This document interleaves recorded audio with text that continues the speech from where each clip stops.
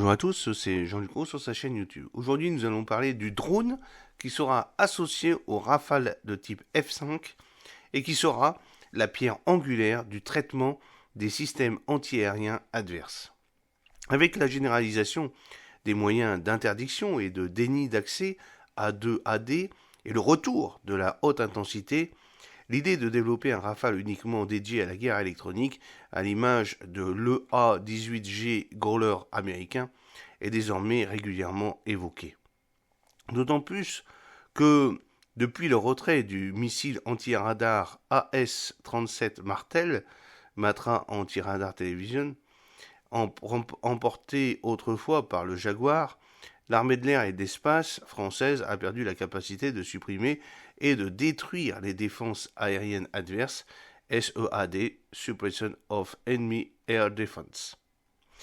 Or, pouvoir déjouer les systèmes de défense aérienne ennemis est essentiel pour asseoir la crédibilité de la composante aéroportée de la dissuasion nucléaire. Seulement, pour le ministère des Armées, développer un Rafale dédié à la guerre électronique n'apparaît pas nécessaire pour assurer le maintien de la supériorité aérienne de l'armée de l'air et de l'espace. Et cela pour une très bonne raison. Parce qu'en fait, le système d'autoprotection du Rafale, le Spectra, est en évolution constante.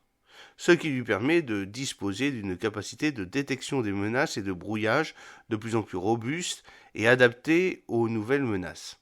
Telle est en effet la réponse récemment donnée par le ministère des Armées à une question écrite de la députée Nathalie Kirchenko-Carvalero du Rassemblement national. Cependant, l'évolution du Spectra ne répond pas au déficit capacitaire en matière de CED. Celui-ci devrait être comblé par le Rafale de type F5 dont le développement a été confié par la loi de programmation militaire LPM 2024-2030.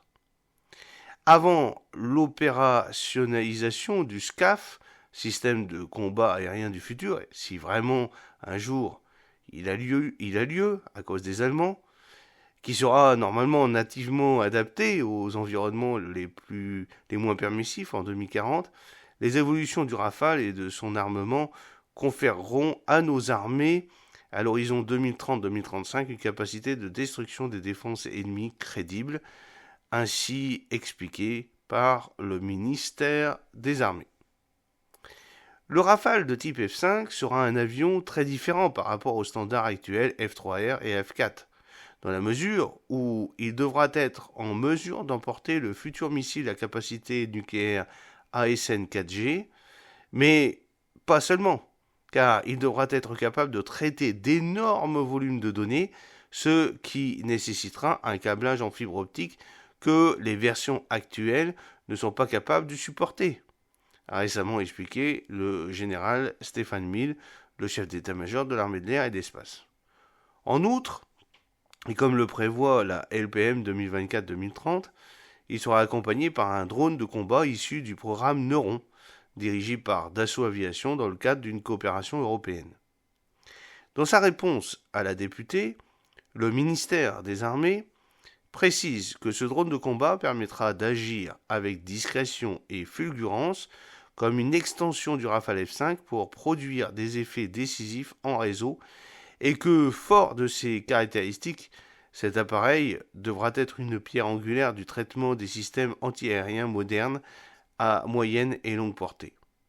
Par ailleurs, certaines munitions que pourra emporter le Rafale F5 seront aptes à détruire des systèmes de défense aérienne à la fois puissants et mobiles. Ainsi, selon le ministère des Armées, il est question de développer une version adaptée à la destruction des systèmes sol-air du futur missile anti-navire, futur missile de croisière FMAN, FMC. Celui-ci évoque également des systèmes embarqués et largués de saturation du spectre électromagnétique, lesquels permettront de mieux prendre en compte les besoins de lutte contre les dispositifs de déni d'accès et d'interdiction de zone. De tels moyens viendront compléter l'armement air-sol du futur, AASF, qui n'est pourtant pas explicitement mentionné dans la LPM 2024-2030. Quoi qu'il en soit, Dans un conflit de haute intensité, et même si le milieu aérien restera probablement prépondérant dans l'application de ces effets militaires, le ministère des Armées français estime que la suppression des défenses antiaériennes adverses doit être considérée au travers d'une approche interarmée et multimilieu afin de pouvoir tirer parti d'une vaste palette de capacités complémentaires. J'espère que cette petite vidéo vous a plu. N'oubliez pas de cliquer sur le pouce pour la promouvoir, de vous abonner si ce n'est pas encore fait et de partager cette vidéo sur vos réseaux sociaux. A très bientôt, fidèlement, Jean-Luc Haut.